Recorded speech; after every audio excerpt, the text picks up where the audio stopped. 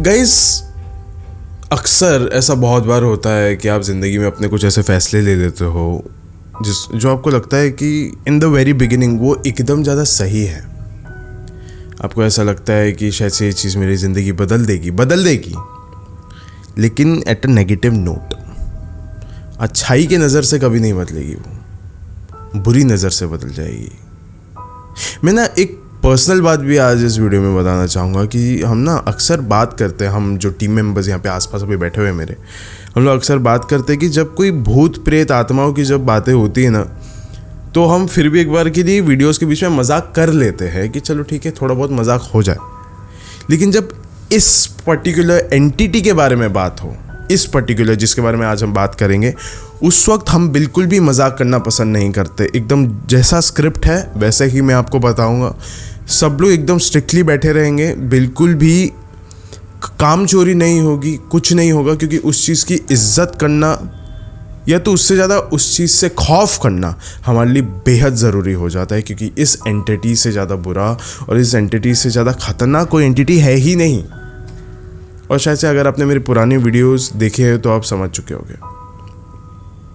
इसी एंटिटी का सामना किया था कुछ वक्त पहले, कुछ सालों पहले, मीनल और फैज़ ने, जो कि पटना में रहने गए थे रिसेंटली। एंड वहाँ पे जाके उन्होंने जो भी सामना किया था, लिटरली उनका जो पूरा परिवार था वो पूरा तहस नहस हो गया था।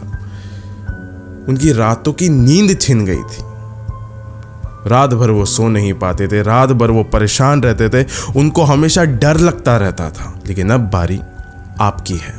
लेकिन अब ये कहानी शुरू करने से पहले, अब ये वीडियो शुरू करने से पहले, ऐसे ही और horror, mysterious and historical videos देखने के लिए सब्सक्राइब कर दीजिए इस चैनल को। अब ये कहानी शुरू होती है। फैज़, उसकी पत्नी मीनल और उसके माँ बाप, ये लोग कई सालों से एक्चुअली मुंबई में रह रहे थे। टेक्सटाइल इंडस्ट्री में फैज़ का बहुत अच्छा खासा कारोबार था, उसका नाम था टेक्सटाइल इंडस्ट्री में। फुल नाम रुतबा बना के वो मुंबई के शहर में अपना फुल बेस था, मतलब अच्छा खासा वो सेटल हो चुका था यहाँ पे। लेकिन पता नहीं क्या हुआ, ठाणे में था उसका ये जो फैक्ट्री थी, ठाणे में अचानक से उसी एक पर्टिकुलर फैक्ट्री में आग लग जाती है। और आग लग जाने के बाद उसका जो उसकी जो ज़िंदगी थी सब खत्म हो गई, उसका जो कारोबार सब खत्म हो गया। उसने दोबारा वापस से काम करने का शुरू किया, लेकिन उसके पास कुछ पैसे नहीं थे, कोई और ऑप्शन नहीं बच रहा था उससे लेकिन लोन मांगने का। बहुत सारे लोगों से उसने लोन मांगा। उसने अच्छा खासा नाम बनाया था इस इंडस्ट्री में, इसलिए हर किसी ने उसको लोन दे दिया। कुछ वक्त तक उसने ट्राई किया कि मैं वापस से आ जाऊं अपने बिजनेस में, लेकिन वो नहीं आ पाया। जो पैसे उसने इन्वेस्ट किए थे वो भी डूब गए वापस से। अभी जो दूसरे लोग थे जिन्होंने भी उनको लोन दे के रखा था, वो कुछ वक्त तक शांत थे कि ठीक है उसके पैसे डूब गए वगैरह वगैरह, लेकिन उन्होंने भी ऑफकोर्स अपने जेब से ही पैसे निकाल के दिए हैं, तो उनके पास कोई दूसरा ऑप्शन नहीं बनता। लेकिन उसके बाद उन्होंने भी मांगना शुरू कर दिया कि जो पैसे दिए हैं एटलीस्ट उसका इंटरेस्ट हमें दे दे, या तो उसका कुछ ना कुछ करके हमको देना तो चालू कर।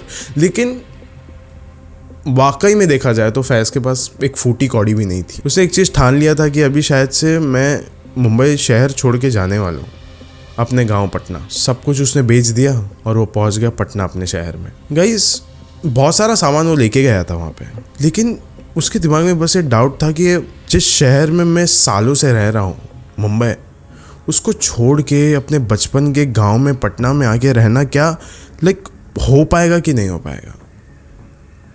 बचे कुछ पैसे थे बस उसके पास, वो लेकर वो पटना शहर पहुंच गया था। जैसे ही फैज़ पटना में पहुंचा, उसने सबसे पहले एक प्रॉपर्टी डीलर को कॉल किया और बोला कि मुझे जल्दी से जल्दी एक घर चाहिए जहाँ पे हम 4 लोगों की फैमिली हम लोग रह सकते। हो सकता है कि नहीं, बस आप इतना बताओ। उन्होंने बोला कि हाँ हो सकता है, हम दिला सकते।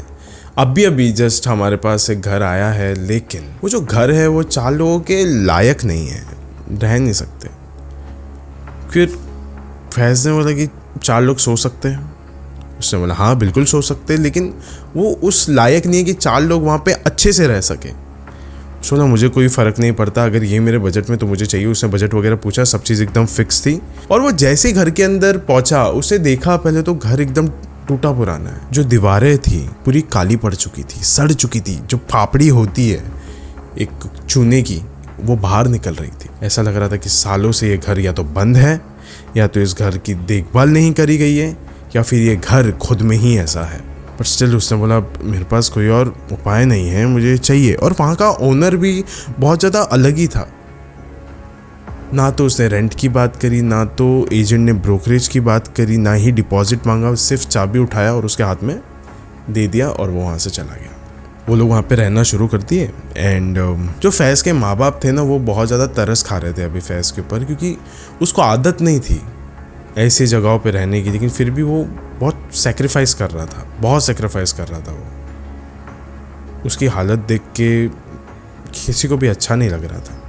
जहाँ पे फैज़ एक समय अपना पूरा कारोबार संभाला करता था टेक्सटाइल इंडस्ट्री का, वहाँ पे अभी वो पटना के सिर्फ एक नॉर्मल से हार्डवेयर दुकान में काम कर रहा है। वो भी एज अ ओनर नहीं, as a just a side boy काम कर रहा है। वो मदद करने का काम कर रहा है। वहीं पे उसका जो परिवार था, वो लोग पटना के उसी घर में रहते थे। उसके माँ बाप दिन भर घर पे रहते थे, मीनल भी दिन भर घर पे रहती थी। एक दिन फैज़ आया और फिर मीनल ने उसको पहले ही हफ्ते एक चौंका देने वाली बात कही। मीनल ने कहा कि एक चीज़ बड़ी अजीब है यहाँ पे इस गली में, दिन हो, दोपहर हो, शाम हो, रात हो, हमारा जैसे ही दरवाज़ा खुलता है बाकी सबके दरवाजे बंद हो जाते हैं। मैं जैसे ही बाहर जाती हूँ, अगर कोई इंसान बाहर रहता भी है मेरे आसपास, तो वो भी भाग के चले जाता है। और जैसे ही मैं मुड़ के कभी भी घर के अंदर आने की कोशिश करती हूँ ना, मुझे ऐसा लगता है कि बाहर से कोई तो झांक के देख रहा है। और फैज़, तुम्हें भी पता है कि हम लोग ने किचन के पास जो बैल्कनी के साइड है, वहाँ पे कोई भी दरवाज़ा नहीं लगाया है हमने, खाली एक पतला सा पर्दा लगाया हुआ है हमने, एक पतली सी चादर।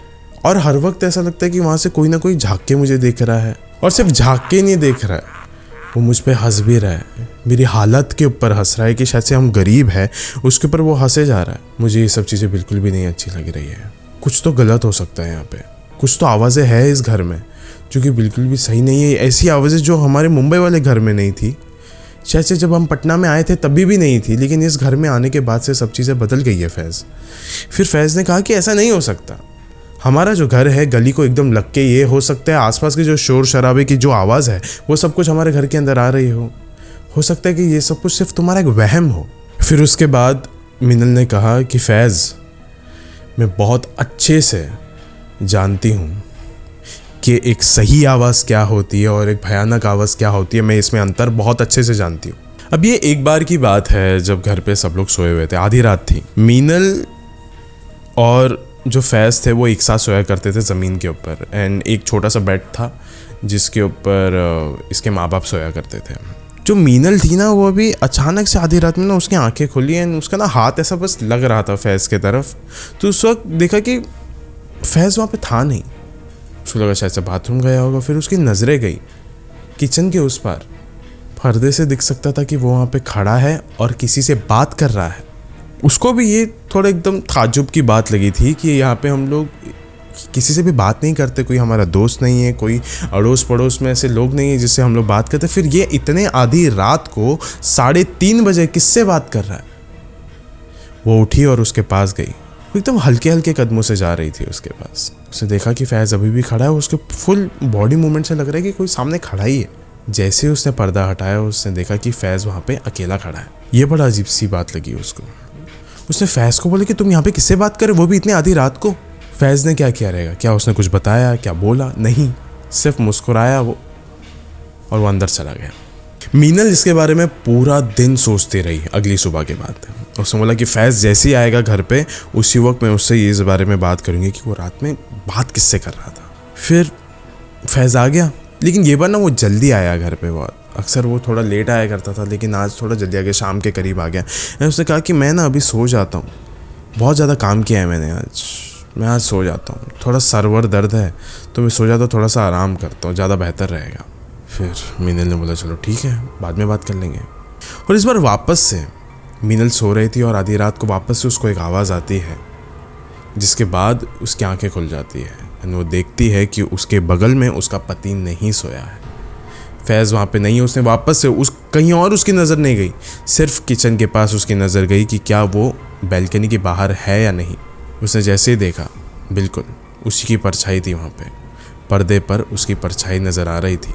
वो उठी, वहाँ पे गई, उसने देखा वापस से ये यहीं पे खड़ा है। फिर उसके बाद मीनल ने बोला तुम यहाँ पे क्या कर रहे हो आज वापस से? और वापस से वही होता है। उसने कहा नहीं, कुछ ऐसा फिक्र करने वाली बात नहीं है। वो वापस से मुस्कुराया और अंदर की तरफ चला गया। मीनल बहुत परेशान हो गई थी, लेकिन उसने बोला चलो अभी रात काफ़ी होगी, मैं सो जाती हूँ।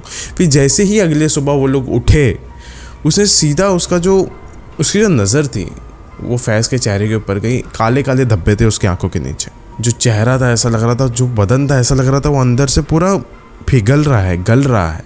फुल येलोइश टाइप की हो गई थी उसकी बॉडी, पेल जिसको कहते हैं। उसने उसके माँ बाप को पूछा कि ये सब कुछ क्या हो रहा है इसके साथ। उसके माँ बाप को भी समझ में नहीं आया। फिर उसने फाइनली फैज़ को पूछा उसके उठने के बाद कि तुम ठीक तो हो ना। उसके माँ बाप भी खड़े थे वहाँ पे। फिर फैज़ ने सबके सामने कहा मैं एकदम ठीक हूँ और यहाँ पे आके बहुत ज़्यादा ठीक हूँ। अब जो चीज़ 1-2 दिन चल रही थी वो अब हर रोज़ होने लग गई थी। हर रात को होता था कि वो उसकी आंखें खुल जाती थी मीनल की। वो जैसे नज़र घुमाती थी उसको वहाँ पे फैज़ की परछाई दिख जाती थी। हर रात हो रहा था ये। है नबी ना, मीनल को बहुत ज़्यादा तरस आने लग गया था फैज़ के ऊपर कि ये सब कुछ क्या हो रहा है बेचारे के साथ। पहले इतना बुरा हो गया उसके साथ मुंबई में, फिर यहाँ पे आने के बाद उसका जो चेहरा है पूरा बिगड़ते जा रहा है। बदन ऐसा लग रहा है कि कोई तो अंदर से ही उसको खाए जा रहा है। और आधी रात को उठ के ये कहाँ चले जाता है। लेकिन मुझे इससे दिक्कत नहीं है कि वो आधी रात को उठ के कहीं पे जा रहा है, लेकिन वो किससे बात कर रहा है मुझे वो पता नहीं चल रहा है। मुझे इस इंसान की मदद करनी पड़ेगी। इस रात जब वो लोग सो रहे थे तो उसी वक्त मीनल ने फैज़ के हाथ में एक धागा बांध दिया और उसका जो दूसरा सिरा था वो उसने अपने हाथ में बांध दिया कि जब जैसे ही फैज़ उठेगा मीनल को पता लगेगा। क्योंकि अब मीनल को ऐसा लग रहा था कि जो भी हो रहा है उसको हमें रोकना पड़ेगा, आज के आज ही रोकना पड़ेगा। रात के कुछ अभी 2 बज रहे थे।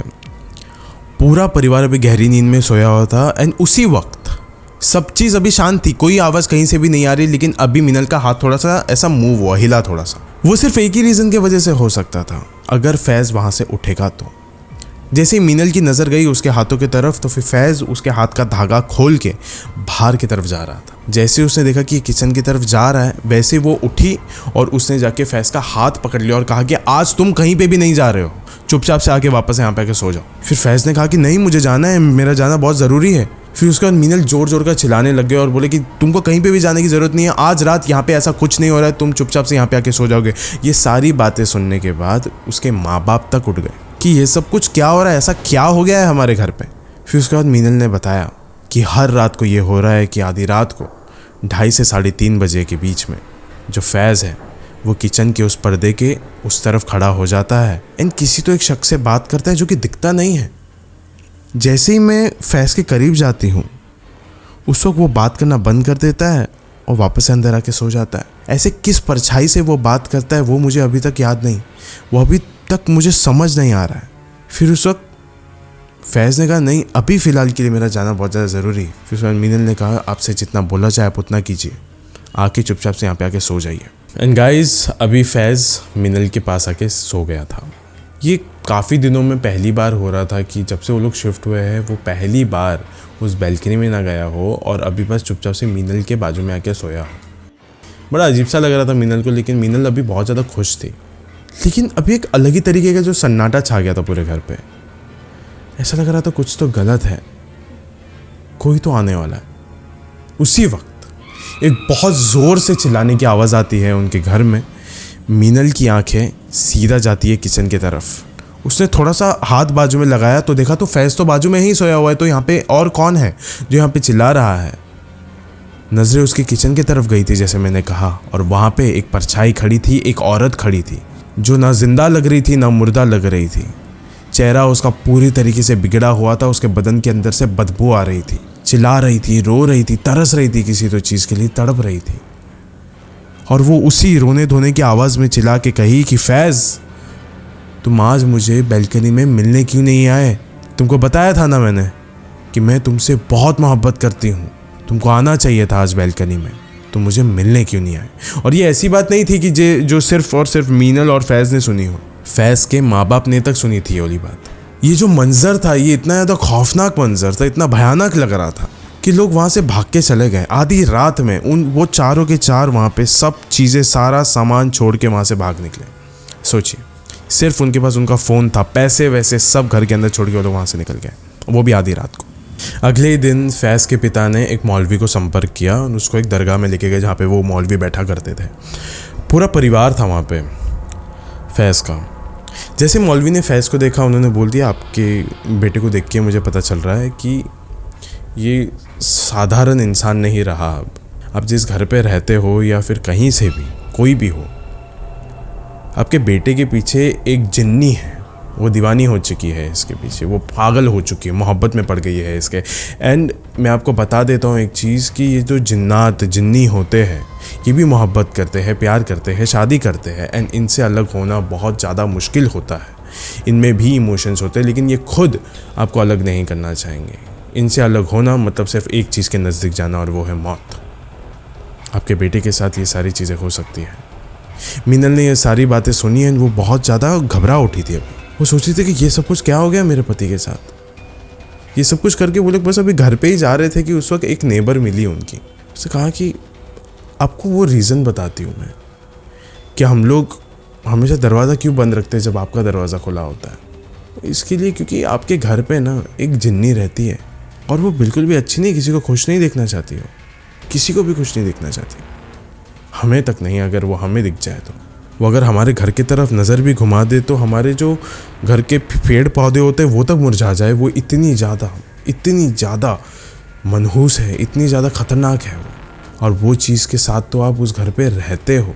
मैं आपको एक बात बताती हूँ मीनल, आपके यहाँ पे आने से पहले यहाँ पे एक परिवार रहा करता था, उसके भी पति के पीछे ये जिन्नी दीवानी हो गई थी। लेकिन एक दिन आता है और वो जो आदमी था फिर उसने इसी घर में आत्महत्या कर दी थी, अपनी आपकी जान दे दी थी। और तुमको पता है ये सारी चीज़ें कब हुई? आपके इस घर पे शिफ्ट होने के एक दिन पहले। आपके इस घर पे शिफ्ट होने के एक दिन पहले यहाँ पे उस इंसान की मौत हुई थी, और उसके अगले दिन ही आप लोग यहाँ पे शिफ्ट हो गए। और वो लोग भी वो लोग घर छोड़ के चले गए थे आधी रात को, जैसे कि आप लोग भागे थे आधी रात को। जब मीनल को ये सारी बातें पता चली कि अब वो जिन्नी इसको नहीं छोड़ने वाली है फैज़ को, तो उसने भी ये फैसला कर दिया था कि अगर वो नहीं छोड़ रही है तो फिर भी मैं इसका साथ नहीं छोड़ूंगी, मैं इसके साथ ही रहूंगी। चाहे मौत कभी भी क्यों ना आ जाए, चाहे इसको मौत कभी भी क्यों ना आ जाए, मैं इसके साथ ही रहूंगी। इस कहानी के अंत होने से पहले मैं आपको एक बात कहना चाहता हूँ कि ये जो जिन्नात होते हैं ये बहुत ही ज़्यादा भयानक होते हैं। इनके इलाके में जाने के बाद आप पूरे इनके हो जाते हो। आपको खुद ही इनको आत्मसमर्पण कर देना चाहिए, सरेंडर करना चाहिए, क्योंकि ये खुद सोचेंगे कि आपको बाहर जाने देना चाहिए इनके इलाके से या नहीं। आप इनके बिना मर्जी के यहाँ से नहीं निकल सकते, इनके इलाके से नहीं निकल सकते। जिन्नात बहुत ज़्यादा खौफनाक होते हैं। ये कोई आम भूत प्रेत जैसे नहीं होते। This is the most dangerous entity of this world. आप इनका सामना भी नहीं कर सकते। ये आपके बदन को अंदर से पूरी तरीके से गला सकते हैं, इतनी ज़्यादा ताकत है इनमें। और ये जो जिन होते हैं ये किसी भी इलाके में होते हैं। ऐसा नहीं है कि अगर इस फलाने जगह पे इसकी मौत हुई है तो यहाँ पे ये आत्मा भटकती होगी। जिन्नात हर जगह पे मौजूद है। शायद से मेरे आसपास भी होंगे, शायद से आपके आसपास भी होंगे। एक बार नज़र घुमा के देख लीजिए। शुक्रिया।